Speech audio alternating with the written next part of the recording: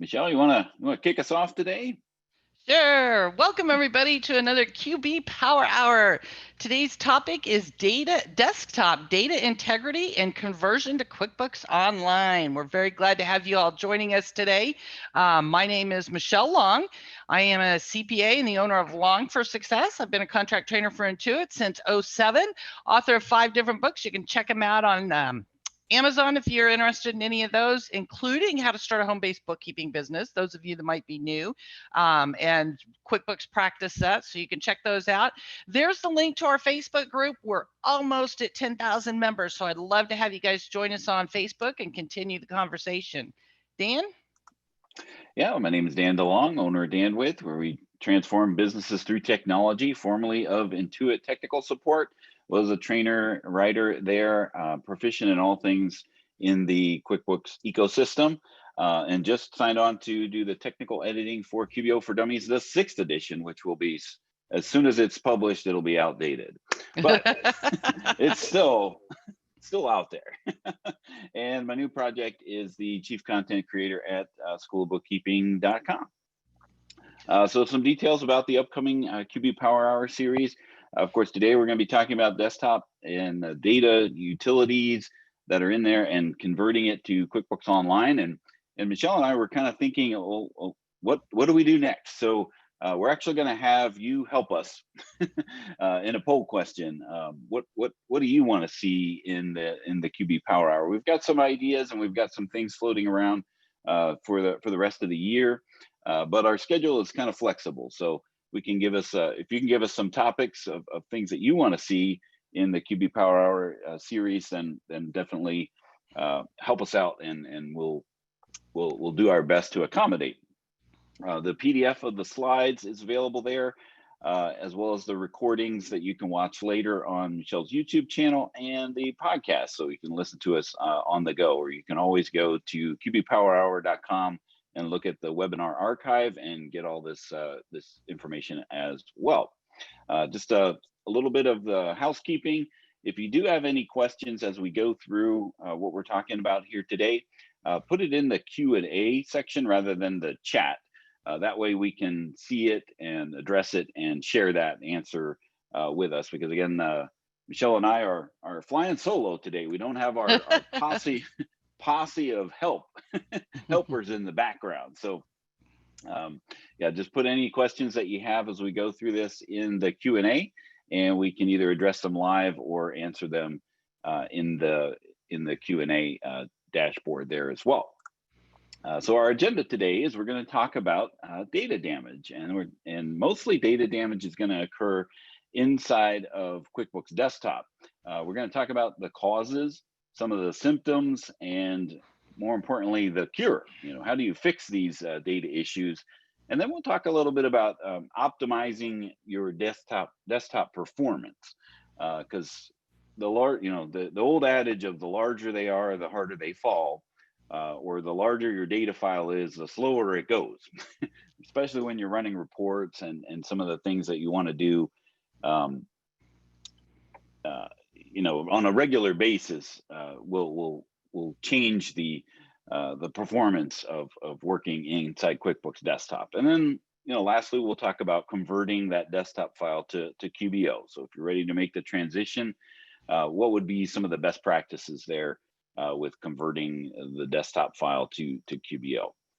So first, we'll start off with our first poll question. What version of QuickBooks are you using? So let me go ahead and launch that poll question. And Dan, while they're doing the poll, I'll ask you this question. Somebody wants to know, why is QuickBooks only good for 2 years? After 2 years, I start having numerous problems. It's not only good for 2 years, but it seems like that, because technology is changing at a pretty rapid pace. It's almost like you're changing the tires on a moving vehicle. So when you have desktop comes out, which is about to come out, 2021 historically comes out in September. So that's based off of the current, desktop configuration with your computers.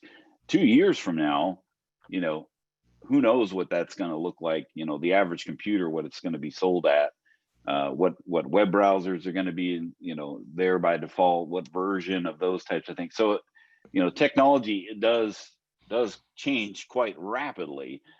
So it may seem that way, that QuickBooks is only good for 2 years, but they only do live support for the current version plus 2 anyway.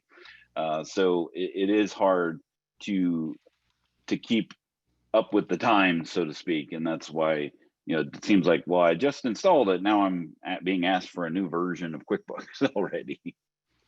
So hopefully that kind of helps address some of the questions there. So let me go ahead and end the poll and share the results. So yeah, mostly both. So this is a good webinar for both, because we're talking about both desktop and QuickBooks Online. And Dan, one of the other things that I was going to say is, they said, how come I'm having trouble after 2 years? Well, this could be causing some of the troubles here, some of these causes here that you're getting ready to talk about. Yeah.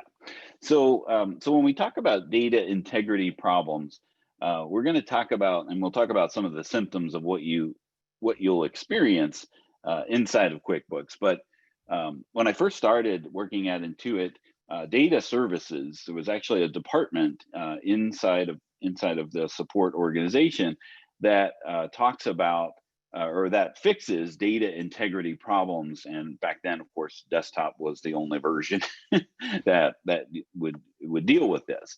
But they actually had a map of the United States, and what they were trying to do is correlate data problems with weather.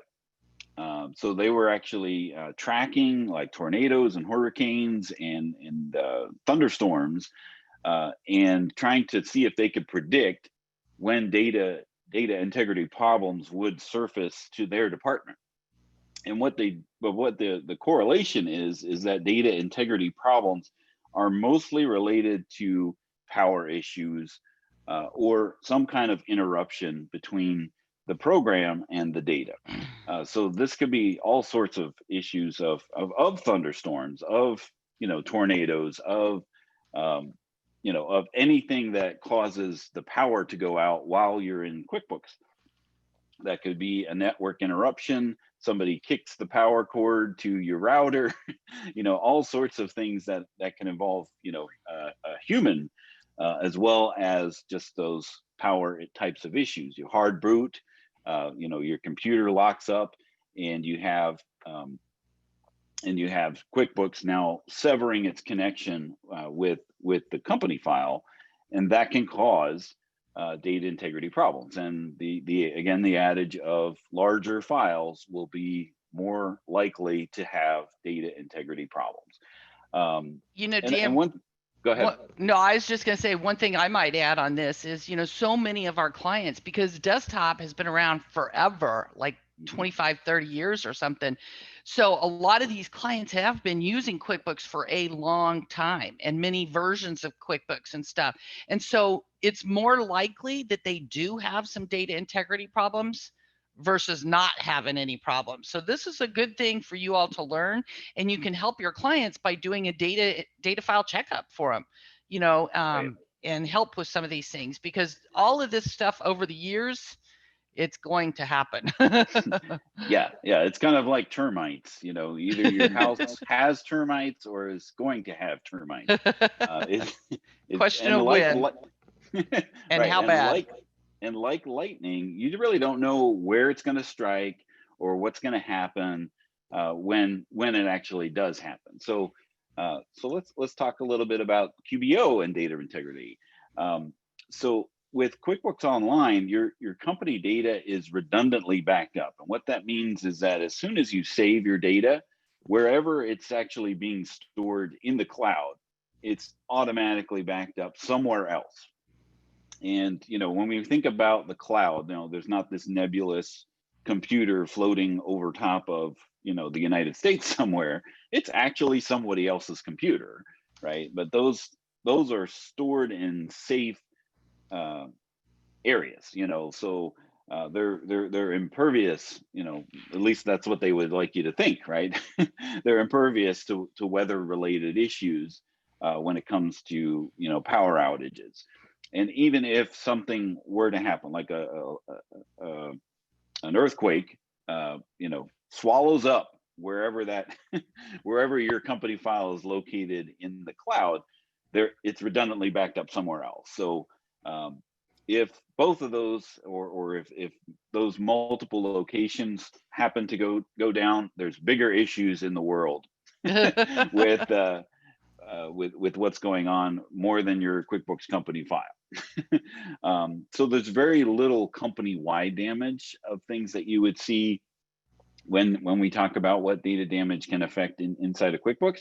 And power interruptions aren't going to affect the data. So when you're in QuickBooks Online and your power goes out or your internet goes out, that doesn't affect the data, only saved data. Now, issues are going to happen. I mean, QuickBooks Online is not perfect, and before we have an influx of, well, wait a minute. But yeah, things do happen, but it's not company wide in that particular company. You may have some issues that you need to merge items or things like that inside of QuickBooks Online, but it's very little what we would see in desktop. So first thing to do to check and look at your company file inside of QuickBooks is the product information screen. And that is a keyboard shortcut of either the F2 key on your keyboard or Control 1. Either one will do the same thing. So here's what you're gonna, there's a host of information as far as what you can see in the product information, like the QuickBooks license number, product number, the number of licenses, what version you're on, that little, I don't know if you can make it out, but underneath where it says activated, it's got R7, so that tells you what release you're on, because oftentimes that's going to be the first step, especially if you call support. It's like, oh, are you updated to the latest release? So that's going to tell you there. But with regards to the file, it's going to tell you where it's located, the size, and we're going to talk about what targets and why that's important for converting to QuickBooks Online, as well as database file fragments, and we'll talk a little bit more about that here. So looking at this screenshot, there's a DB file fragments of 6. So you want that typically to be below 50. This also gives you an option to review data errors. So later versions of QuickBooks Desktop give you the easy access to the log file when you do run some of these utilities. Michelle, were you going to add? Well, I was just going to say, right to the right of that, where it says versions used on file. That's where this one, there's only one, but that's where if you've had a client that's been using QuickBooks for a number of years, you will see how many versions of QuickBooks they've been using. Like if they started using it back in 2000 and then they went to 2003 and 2006, you can see all the versions of QuickBooks that they've had that company file out there. So that can also usually give you an indication, of how old it is, in addition to the file size and the DB fragments and things like that. Yeah, that's kind of helpful too. And you can also see when some of these utilities were actually run on what day. So if there was a rebuild that needed to be done, that'll be entered in the versions used on file as well. Good call out there. Can I just add one more thing? I'm sorry. Sure. If you want to go back up just real quick, just one more thing. The other thing that's helpful is, I know I used to have people who said, oh, Intuit told my client they have to upgrade to Enterprise because they're hitting some of their list limits. Over on the right side there, you see the list information, the total accounts, the names, customers, vendors, and things like that. If they are approaching the list limits, which can happen if they've been using QuickBooks for 20 years, they may be doing that. Later, Dan and I are going to talk about the condense feature that can help you reduce the number of customers and vendors and things like that. So that's where, though, you can kind of monitor the list limits and if they're approaching that. Sorry, Dan. Right. No, that's a good call out as well. Yes. So, there's a lot of information here, and this also can bring you into, like if you press Control 2 or F3, you actually get into a whole new world of things that you can look in. That's a scary world. That's too techy for me. So we just want to bring you to the door here, not take you see what's behind the curtain. So some of the signs of data integrity problems are uh, missing names on the list. So I had a customer and it's not there, or I look at an invoice and it doesn't have that customer's name on the transaction anymore.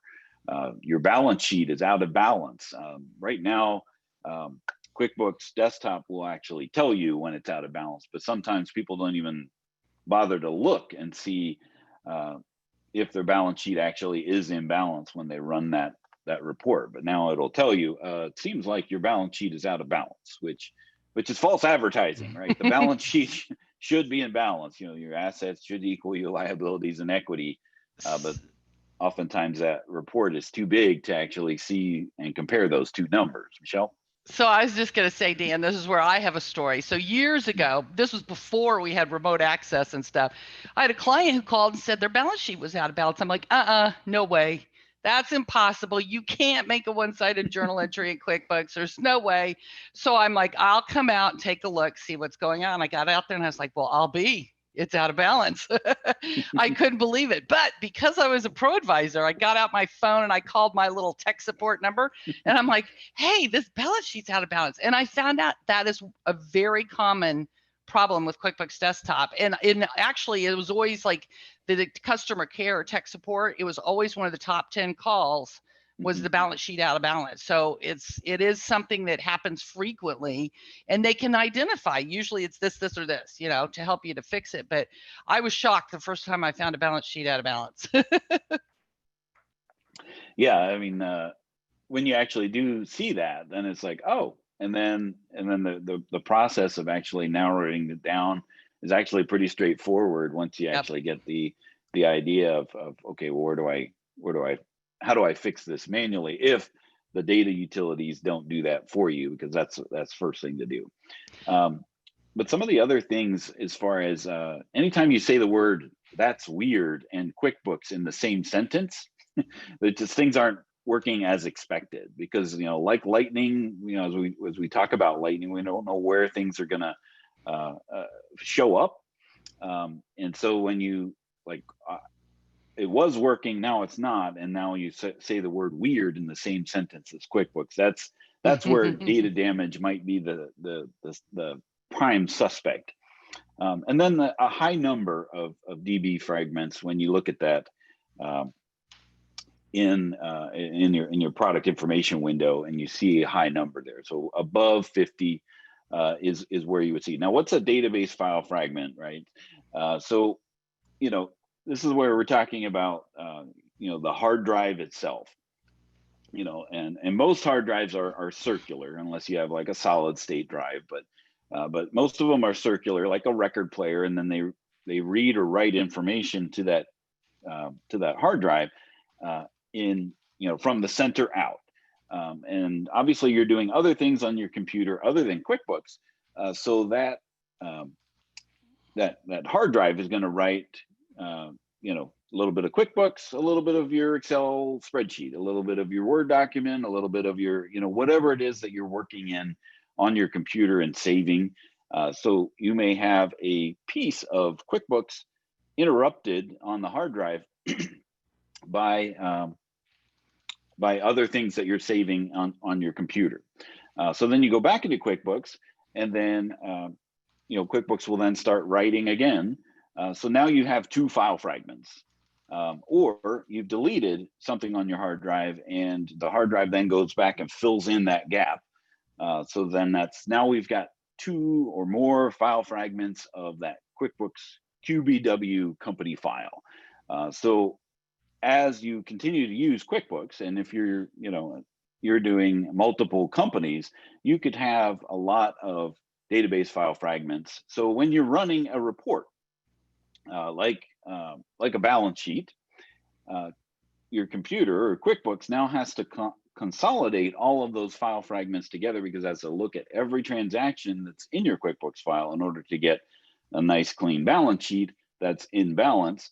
And if there is a high number of that, I mean, it's really just like juggling juggling, right? I mean, if you've got 50 file fragments up in the air, it's the likelihood of something falling is certainly pretty high. So that's where those database file fragments, you want to keep them below a certain number. 50 would be pretty high. Michelle? Right. Well, I was just going to add something and then ask a question for someone. So on the missing names on the list too, another sign of that is when you go, like, let's say Dan, I'm going to invoice Dan with. And so I go to invoice Dan with, and it says the name's not found. But then if I go try to add him, or I know he's there, that's where you'll have a problem. If you try to add them, it'll tell you they already exist. But yet when you try to type in the name, it won't find them. So that's some of the missing names too. And if I remember right, it seemed like it was always your customers that would go missing more so than the vendors. I wasn't sure why that was, but you know, probably just get used more often. You lose my vendors in the bills I owe. Don't lose my customers. Get that money out of here. Yeah. So again, like Dan said, just, if I'm trying to do the invoice and it doesn't find the customer, like he says, that's weird. I know Dan's my customer and he should be there. So, that's just a good example of the that's weird thing. And then Kim had a question. If customers are not in alpha order on the collection report, but they are in order in the customer center, is this a sign of data issues? I wouldn't say yes, because reports can be sorted in certain ways more so than the list itself. But some reports are based on how the list is sorted. So like your profit and loss, for example, that's always going to show up based on how the list is physically sorted in the chart of accounts. Mm-hmm. I'm not sure 100% if that collection report is pulling from that, but it doesn't hurt to resort the list to every once in a while, which is something that we're going to talk about. I think maybe on the next slide. No, yeah. So when you've come across something where you do see some data integrity problems, how do you go about and address that? Well, first step, of course, is to make sure that you're updated to the latest release, and you can check that on the through the product information window, and then you can also go to QuickBooks.com and look for the update, and it'll tell you what the latest version is, and you can compare that to what you see in the product information window, and or you can just do an update and see if anything new gets downloaded. Restarting QuickBooks is a good idea because there's a log file that's created every time that you restart your QuickBooks. If you do need to go into that log file to see what actual transactions are being impacted by the data damage, you want fresh snow here. We don't want to necessarily be looking through a week's worth of interactions in your QuickBooks company file. You just want to get to what is currently causing the problem. And then there's basic data damage steps or processes or tools. So resorting the lists is one major thing to do that, because if you have lists that you've been modifying, adding, deleting, putting in different sorts inside of QuickBooks, putting it back to its default sort order. There we go. I was trying to figure that word out and it wasn't coming out. Putting it back to its default order is a good idea, just to make sure that the list damage isn't there isn't any list damage to cause that damage later, because your lists are used on every transaction. So if you have some list damage, often just resorting that list will take care of that, and then you won't have that weird situation again. And creating go ahead. No, I was just going to say that usually fixes the missing customers that you might have in that situation. But if I remember right, Dan, you can resort each list individually. Like I could just resort my customers and not my vendors. But if you go to the payee name, like let's say on a check, if I remember right, Dan, couldn't you do Control L and resort all lists at one time? Yes. Yeah, customers, vendors, employees, and other names are all part of the master name list inside of QuickBooks. And so there is no option to look at them all, from the list drop down inside of QuickBooks. So yes, you can either go to a journal entry, put your cursor in the name field, or a check and put your cursor in the pay to the order of field, because you can write a check to anyone. Right. So that's the way that you can access that names list and sort all and resort all of the lists all at one time. And that's just for the names. So you still need to do your Accounts or your items. accounts, and accounts, items, and names are the heavy hitters. There's other lists that you can resort, like the customer message list and those types of things, but typically those aren't going to feed into causing all those. But you could go through and do that. But mostly your customers, your chart, or your names, your chart of accounts, and your items are the main lists that you want. So any list that you're looking at, if you're on the customer list, if you go to the view menu, there'll be an option there to resort the list. It'll put it back in its default order. And then creating and restoring a portable company file. This is often one of those steps that is often overlooked, but it actually has a really good result. Because when you create a portable company, what it does is it consolidates. In order to make it portable, it needs to make it as small and compact as possible. So when it creates a portable company file, it can basically re-indexes the company file. And I used to always tell people it's like sifting flour, right? I mean, some recipes call for sifting flour, some don't. But when you sift your flour, it puts everything in a nice orderly fashion, so that when you restore that, it is looking at a file that to restore that is, again, it's fresh snow again. So more so than making a backup file, because that backup is there's a lot more information in there, and sometimes the empty spaces, like if you've deleted transactions or customers or vendors, those holes are still there. So the portable file is going to consolidate all of that, and then restoring that will put it back. And you don't want to overwrite your current company file. You want to restore that in another location, so that you can compare if it has the same problem as your other company file did or does. So balance sheet out of balance, again, it's as Michelle was saying, it is fairly common. But first, running your basic data tools is is a good idea. So running your verify. So from the file menu under utilities is verify data. You want to see if it detects anything that is damaging the file, and then if it does, it will prompt you to run a rebuild and run the rebuild transaction, rebuild utility. And then you want to check it by doing another verify. Because now with desktop, when you do a rebuild, it does a verify and a rebuild at the same time. And when you look at those tools inside, or you look at the log file, it shows both.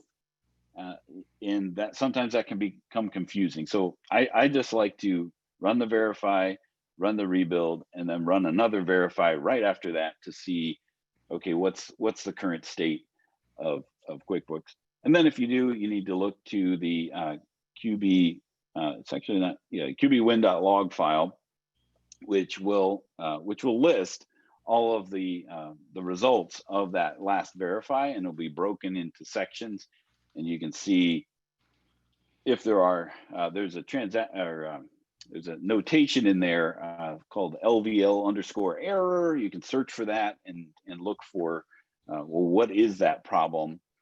And there's tons of resources available on QuickBooks.com to walk you through what it is that you need to do, because it's going to go ahead. No, I was going to say, in addition to the resources, don't forget that as a ProAdvisor, we have support. So we can contact support when you run into problems that you can't fix and stuff. Sorry, go ahead. Right.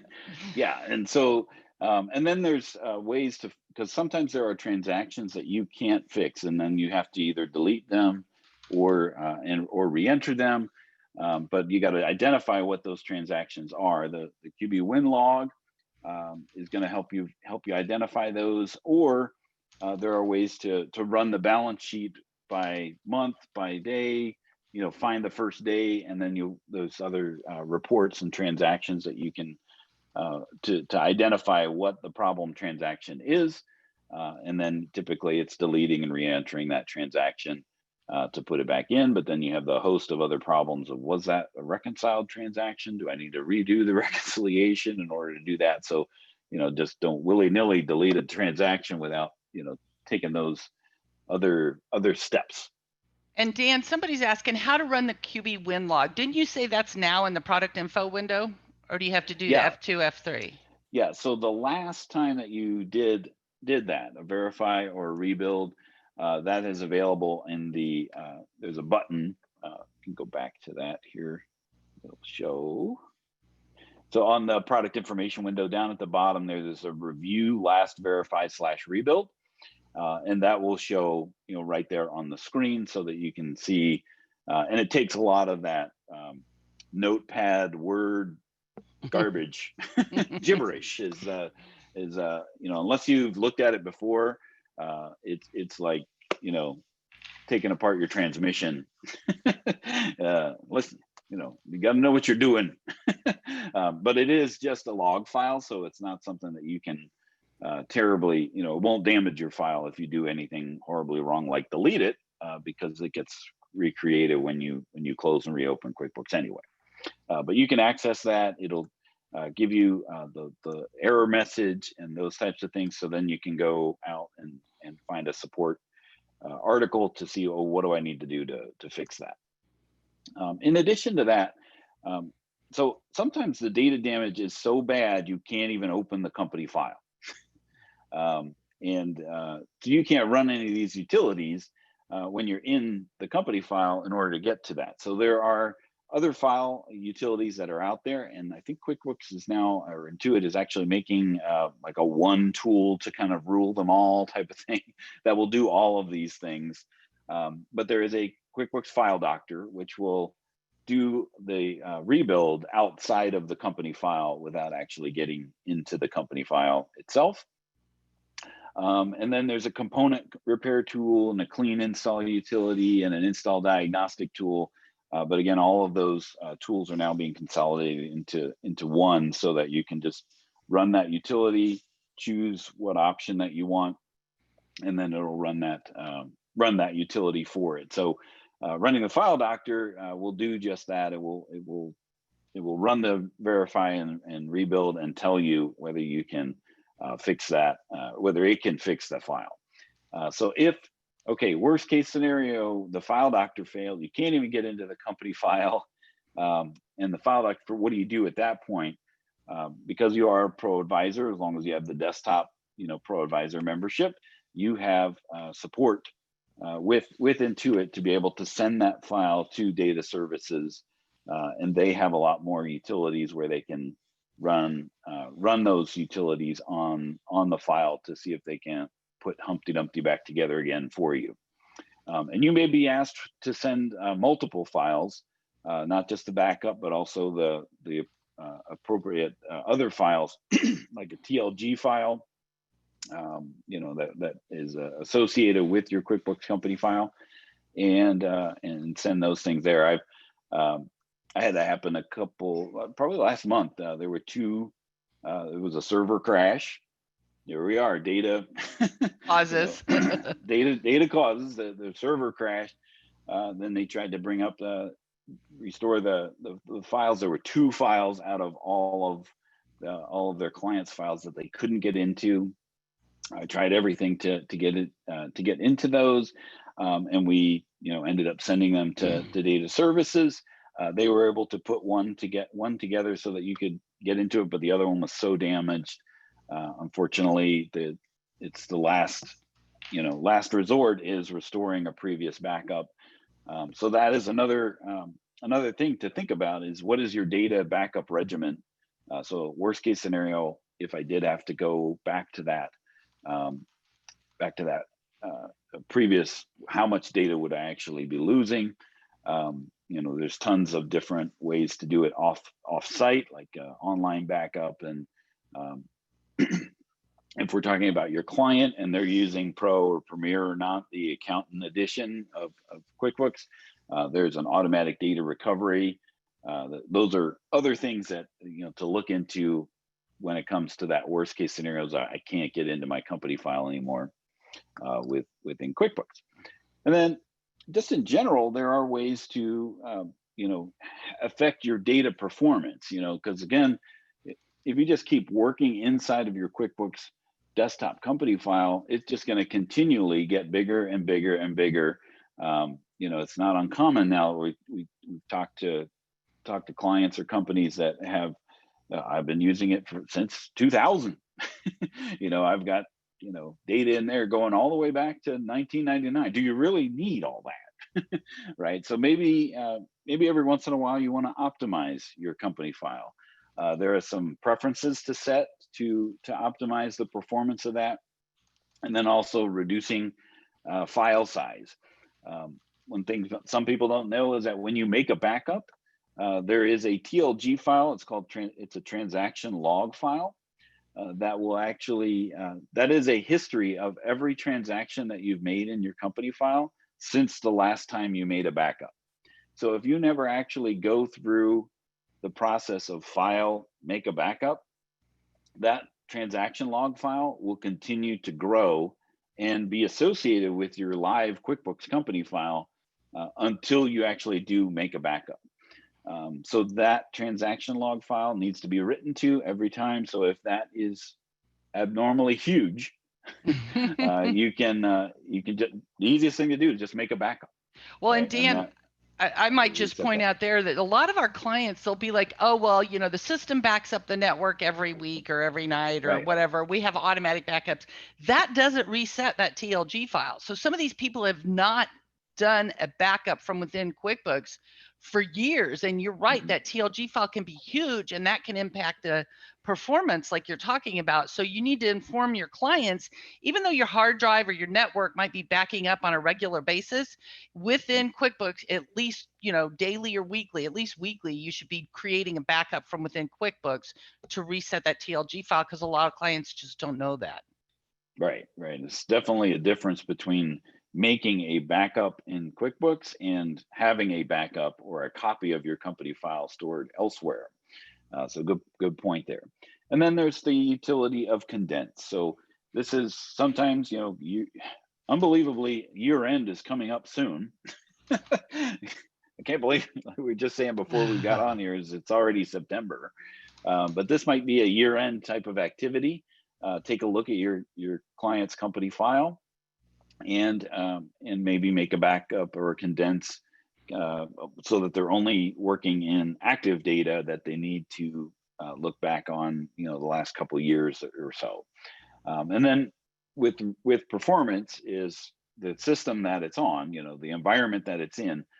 You may need to optimize your network. So I provided a link there of how to. It's a very robust article that QuickBooks has created of resolving your desktop performance issues. And there's also a different article to optimize the network that it's on. So that's a great resource there for you for data performance. All right, so we're going to talk about preparing the file for QuickBooks conversion, but I have a poll question. So this, I've been sharing the results of the first poll question for forever. So what would you like to see in upcoming QB Power Hour webinars? Is it, practice management or some apps, more on QuickBooks Desktop, more on QuickBooks Online, maybe some point of sale, or if you have something else that you would prefer to show, answer that way, but then put it in the Q&A so that we can have a record of that, so that we can run reports based on what you've entered in, so that we can see what it and provide to you what it is that you're looking for with these webinars. So appreciate that. Okay, and Dan, I've gotten behind on the questions over here, but I have a hard I'm captivating. one. Here's a hard one for you. I have an issue in Enterprise 20, QBDBPF log file monitor service not running locally. I did a rebuild. I get an error trying to import feeds and my existing account is not found. How can I fix? That's way above my pay grade. Yeah, there's a lot more questions than answers in that in that statement. So we'd have to know what is the error that you're getting, and what is that? Is it only that file that's happening in? Does it happen with other clients on the same computer and the same machine? So we want to rule down. Contact support. They need contact support. Okay. Here's an easy one because I can't remember. Okay. When you create a portable company file and you restore the portable file, do the attachments stay attached? I think they do, but I wasn't positive. The record of what they are attached to does, but the attachment itself, though, and this is true in a backup as well. So if you take a backup file or a portable file and put it in another location, those attachments don't go along for the journey. So but they're in a folder. So you just copy that folder to the same location, and then there's a utility inside of QuickBooks to clean up those links to be able to reattach the link. So the connection of what file it's actually attached to, it comes along and it stays within the company file, but portable file and the portable file itself is to restore the financial impact of the company, not everything else that comes along with that. Sometimes there's a reason to make a backup, sometimes there's a reason to make a portable file, but that is, hope that answers your question. Okay. I think we need to move on and then we'll do questions. Right. Yeah, because I want to make sure I get through this part too. Yeah. So I stopped sharing, and then I'll share the results here. So while we're doing that, Michelle, if you want to start sharing your side of the presentation. But yeah, it looks like QuickBooks Online is about 50% as far as what we want to see more of. Okay. Are you seeing pre-conversion QB desktop? Whoops, I went too far. Are you seeing the slides? My slides? Yes. Okay. Yes, they are shared. Okay.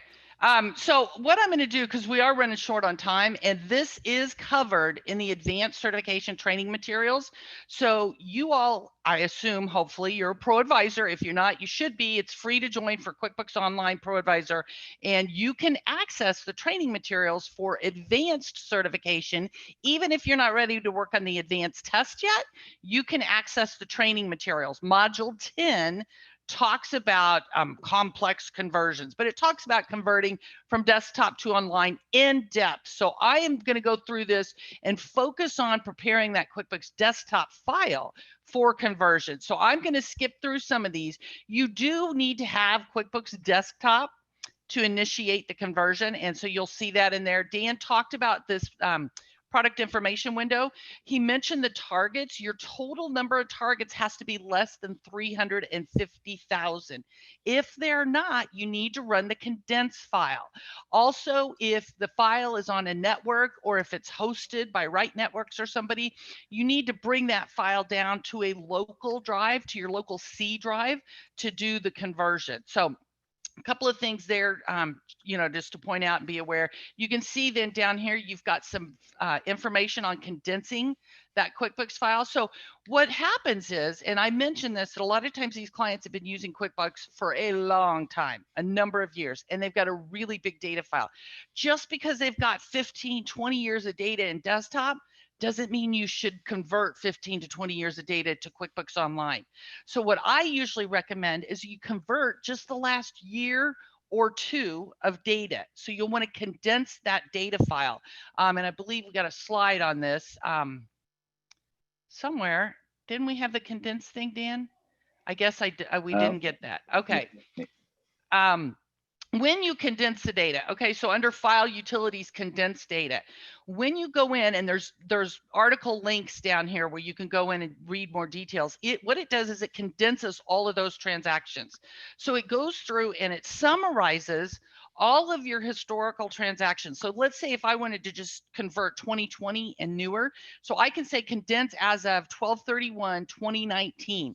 It will take all of those historical transactions, it summarizes them into monthly or total journal entries, because remember, your beginning balances can't change.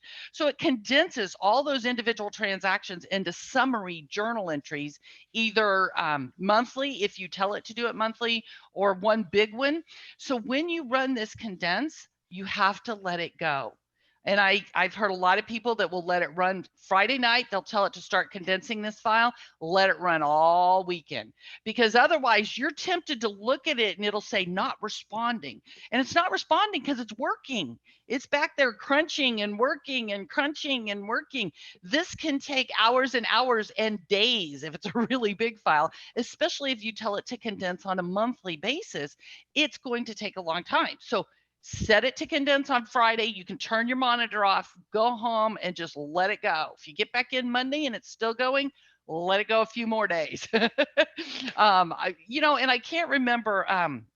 Somebody once told me the longest it had ever taken to condense, and I can't remember, but it was amazingly a long time.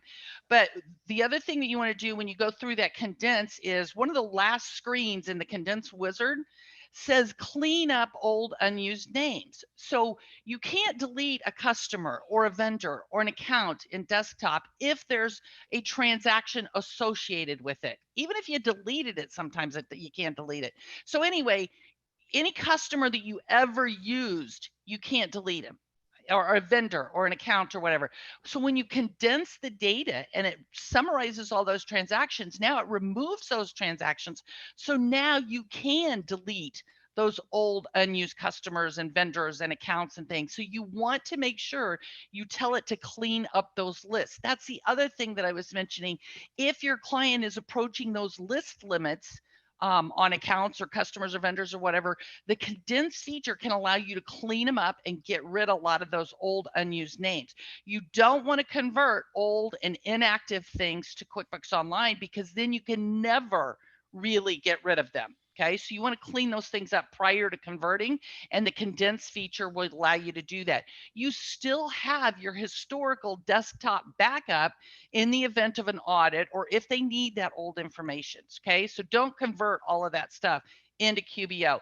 Then Dan already talked about some of these things. On best practices, you need a healthy data file prior to conversion. If your desktop has a balance sheet out of balance and you convert to QBO, you can't fix it. It's just permanently jacked up.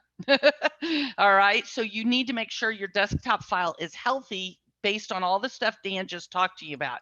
There's the details on how to convert and all that. You can convert either with inventory on or off. And the only thing I want to point out here is if you're using a third-party app, you might have been tracking inventory details in QuickBooks Desktop, but when you convert to QuickBooks Online, you may not use inventory feature in QuickBooks Online because you're using a third-party app. So you may convert with inventory off. When you do that, now it has to make a bunch of adjustments in the back end because you don't have inventory anymore. Your sales transactions and your purchase transactions that used items are going to be adjusted to now use accounts. All the details on what happens is in the advanced cert training materials, because we don't have time to go through all of those details. Just be aware, be careful if you're converting a desktop file that was using inventory to QuickBooks Online. Okay. The other thing to be aware of is desktop inventory was average cost, and QuickBooks Online inventory is FIFO. So there will be a difference, and you have a FIFO adjustment, and you have to notify the IRS. I think it's like Form 2115 or something like that, a change in accounting method. So be aware of that. And if you're the bookkeeper and you don't do the taxes, just make sure that you let them know. So just be aware of that thing there. Okay. So then the other thing is, let's say the desktop file is a disaster. they started using it 15, 20 years ago. Things weren't set up right, this, that, and the other. You may decide, you know what, I don't want to convert from desktop at all, but you don't want to start totally over. So what you can do is you can import lists. So like Dan was talking, the names list, the customers and the vendors, the chart of accounts, you can convert those things. You can convert the items or the products and services list. So what you can do is from desktop, you can import your list into QBO. Then you can enter the beginning balances and the open transactions and all that. And I will tell you again, in the advanced cert training materials, module 10 on complex conversions, it goes through step by step. I think there's like 13 or 15 steps how to put in all these beginning balances and opening balances. You don't just go through and get the trial balance from desktop and enter all your beginning balances in QBO. For example, accounts receivable. If I just plug in a big number in accounts receivable as an opening journal entry, then when I receive a payment from a customer, I can't apply it to an open invoice. And I don't have an aging and stuff. So you want to enter all the open invoices, the open bills that you have, the outstanding checks and deposits. So in the advanced cert training materials, we've gone over and given you step by step how to do that. So what you might want to do is get those lists from desktop, and then we're going to import our lists into QBO and then put in our beginning balances and our open transactions following all those steps. Now, what I want to talk about on importing these lists is a couple of key things here, and I'm trying to keep an eye on my time here. You can download a sample file so that you get the lists in the right order. Okay, so you'll want to put the sample file here so you get those lists in the right order. So you'll download that sample file, and that way you can see which order the columns need to be in and everything. So from QuickBooks Desktop, what you need to do, let me just go back up to these lists for a minute. So if you're going to do this from QuickBooks Desktop, you'll go in there and you'll go under File, Export, customer list. It will export your list to an IIF. That's like an Intuit interchange format. So export your list to an IIF file, then open that list up in Excel. So when you go into Excel and you do File Open, it looks for Excel files first, change that to look for all files. And now open that IIF file in Excel, and you'll see all these different columns. You can see inactive status, yes or no is what it'll show. You can sort by inactive or not. So if you've marked customers as inactive, now you'll be able to quickly see them in Excel and delete your inactive customers or vendors or accounts or items. Any of these lists, you can clean these lists up. So export your list from desktop, open it up in Excel, clean up that list, and then you can import that list into QBO. Now, it gets a little tricky though when we're talking about accounts, because in QBO, we have detail type of accounts. And in QuickBooks Desktop, we don't have detail accounts. So when you convert from QB Desktop to QBO, that conversion tool, it'll assign a detail type of an account for you. If you're not using the conversion tool and you export the list of accounts from desktop, and now when I go to import it into QBO, I have to get it into, I have to get a detail count assigned to it. So, and here's a few, caveats about importing accounts, but when you go to import into QBO, I have to have a detail type of an account. So I would have to go through in Excel and assign a detail count on every one of that. And that's very cumbersome, especially if they have a couple of hundred accounts. It's going to take some time to go through to assign a detail account in Excel before you import it. So instead of doing that, here's what you can do. You export your chart of accounts from your desktop file. You can then open it up and clean it up in Excel to delete any old unused accounts and things like that. Then start a new desktop file. Okay, file, new company, create a new desktop file, import the chart of accounts into QuickBooks Desktop, then do your conversion to QBO, because it will assign the detail accounts automatically for you from desktop with the conversion tool. Okay, so I know that's confusing, but it's one of those things though where it will save you time to actually create a new desktop file and then convert the desktop file to QBO. So I hope I didn't confuse you all with that. But honestly, though, the biggest thing when you're talking about converting to QBO is clean up any data integrity problems that Dan talked about previously. To clean up those data problems, make sure you don't have any of those problems, and condense the data so you don't have this huge company and all these old unused names and accounts and things like that.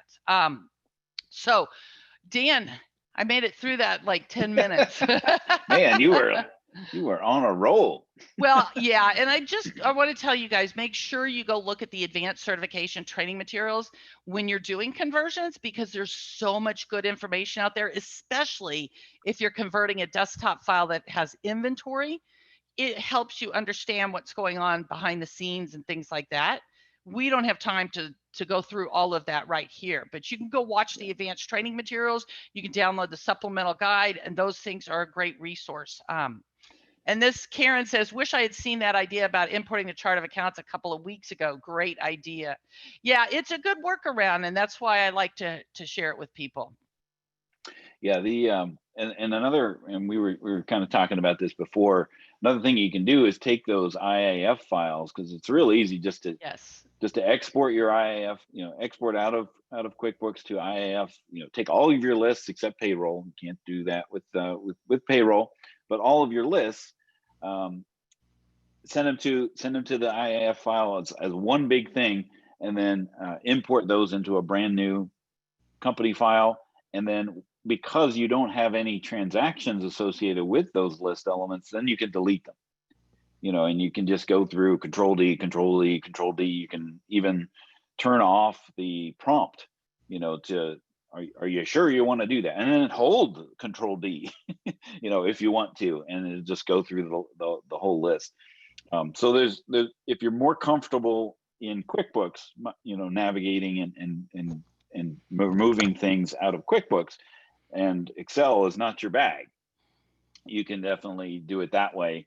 And then now you've got a clean company file. You've got your old file. You've still got the lists in IAF format. So if something horribly went wrong in the new file, you could just start a new company, re-import those files again, and go from there.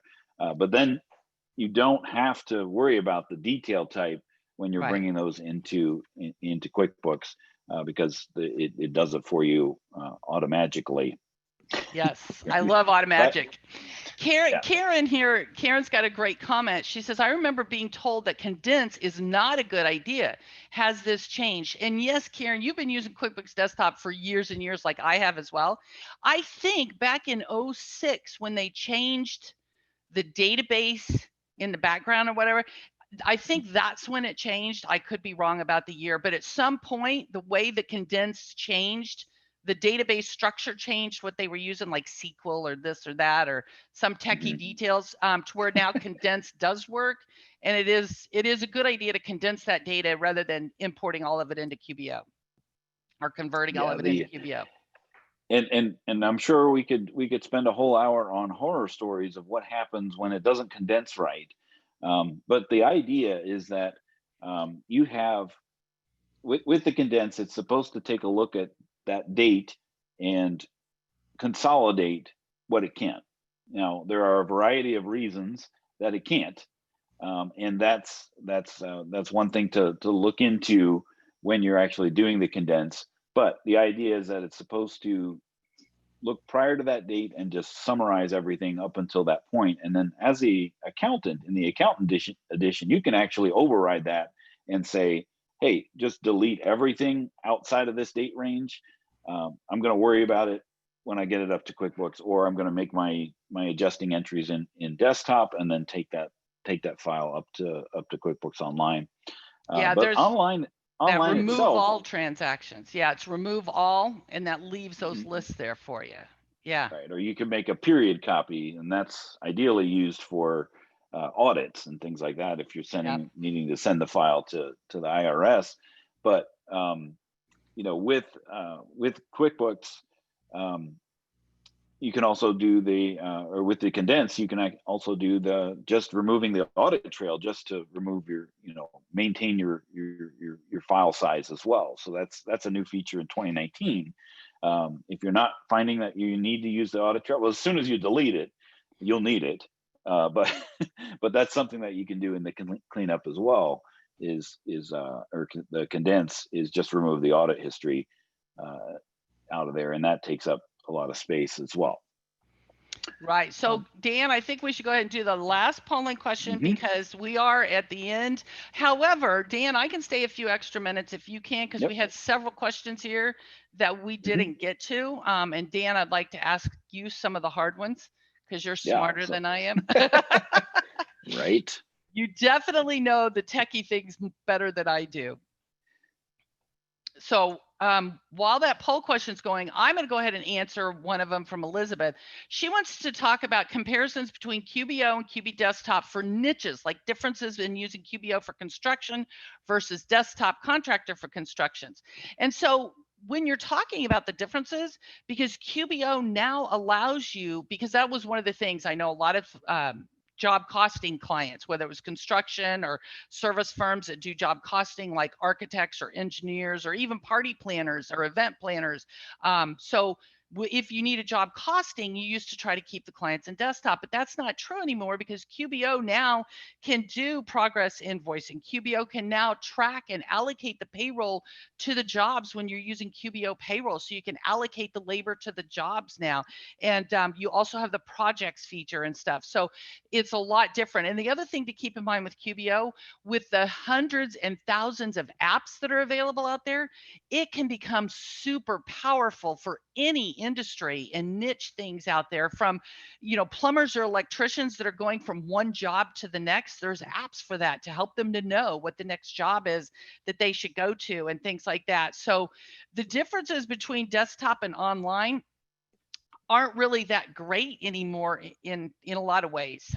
So I would encourage you to check that out.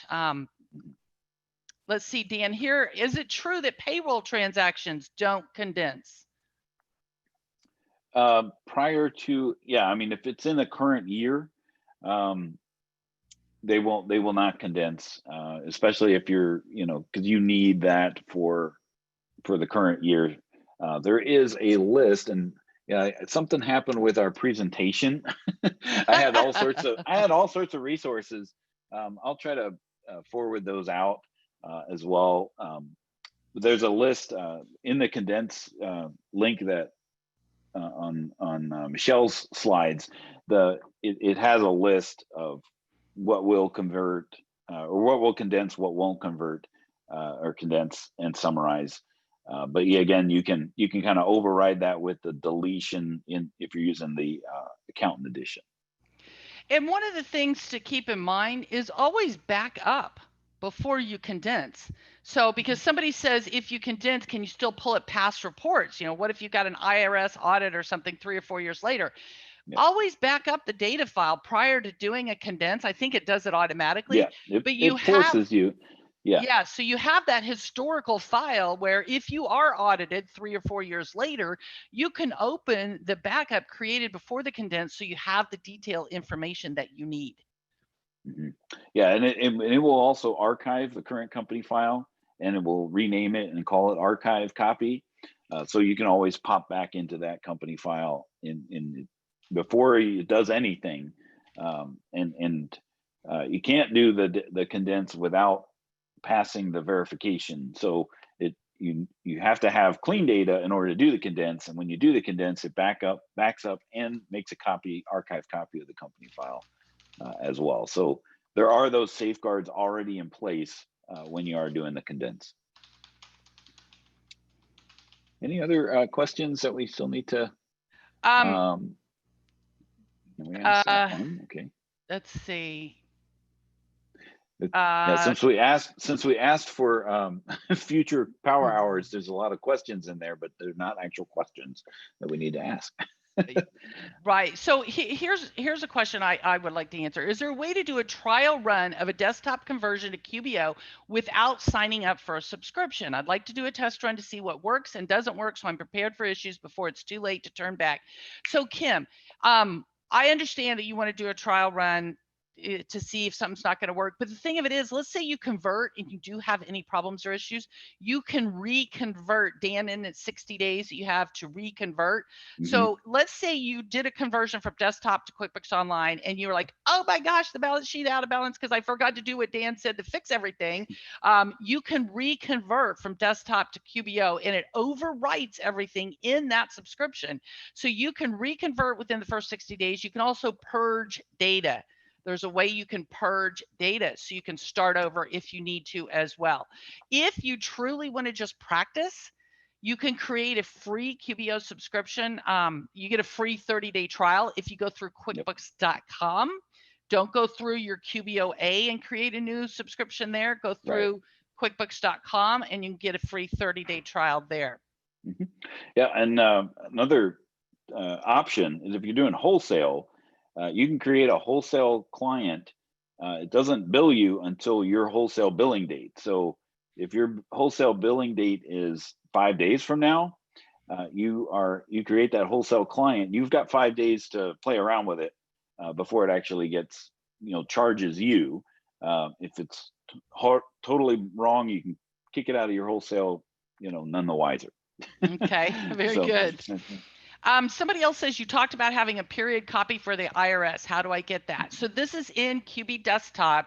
When you go under File, Condense, you'll see the option to create a period copy. So if they're being audited for 2019, you might do it December 2018 through January 2020. The month before and the month after, the year under audit, so that's all you're giving the IRS. You guys can help me by sending feedback to Intuit for QuickBooks Online. I would like a period user for QuickBooks Online. So I would like a special user type that allows the IRS or whichever audit person to have read-only access for a specific period of time. So I would like a period user. So if you can send that feedback to Intuit, the more people that send it in, the more likely that is to happen.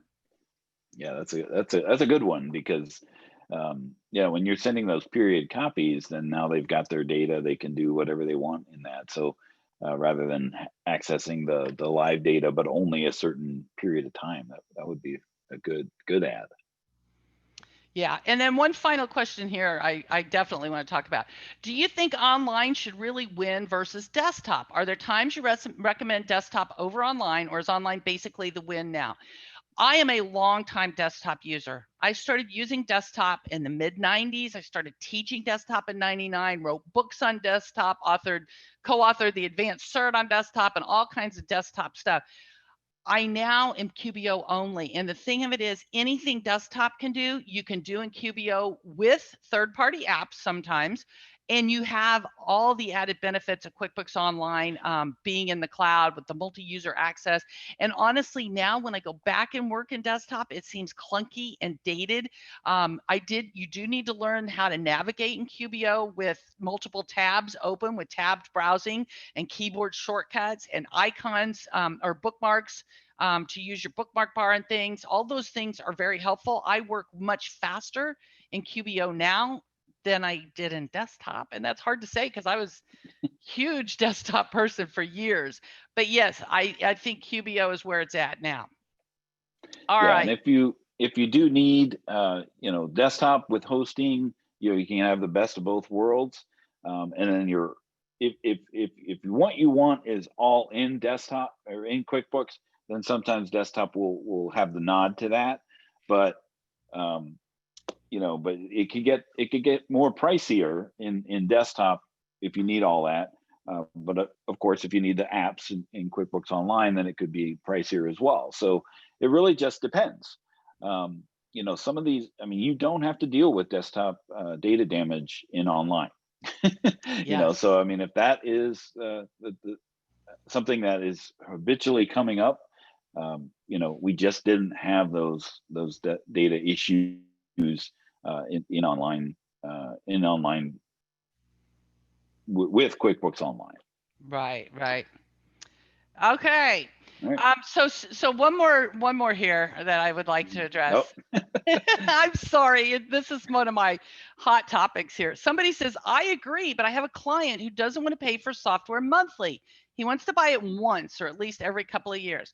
So this is where I understand some of these clients just have a general, I don't want to pay for it monthly. Okay, build that into your fees. For 25 bucks a month or whatever, you can build that into your fees so the client isn't paying for it every month. You can provide it to them as part of your monthly services. So client, for $1,000 a month, we're going to use QBO because it saves you so much time compared to desktop. It's well worth it. So a lot of accounting professionals now are building it into the fees so the client doesn't give you the pushback on, I don't want to do this. The benefits far outweigh the cost. By being cloud-based and everybody having access and all that stuff. So sorry, that was my last one there. Yeah, I mean, definitely the win goes to QBO with nothing to download, nothing to install, nothing to save, nothing. You're getting yourself started and hitting the ground running with QuickBooks Online, far on top of over the top of desktop. You got to download it, you got to set it up. Multiple people, you can install at multiple locations and make sure it's hosting properly. There's a whole sorts of Windows issues that can get in the way of that. With QuickBooks Online, if you can log in, you're there. Yep. You don't have those problems. All right. Well, we did not get to all of your questions because there's lots and lots of you with lots of great questions. But Dan and I, we want to be respectful of your time and everything, and we can continue the conversation and the questions on Facebook. So join us at the Facebook group. We'd love to see you out there, and make sure that you join us for the next one 2 weeks from now. We'll post the Dan and I are working on the new schedule, so we'll get that updated and posted out there for you soon. So thank you all very, very much. We appreciate you joining us today. Dan, thanks as always. All right, and we'll see you next time on the Power Hour.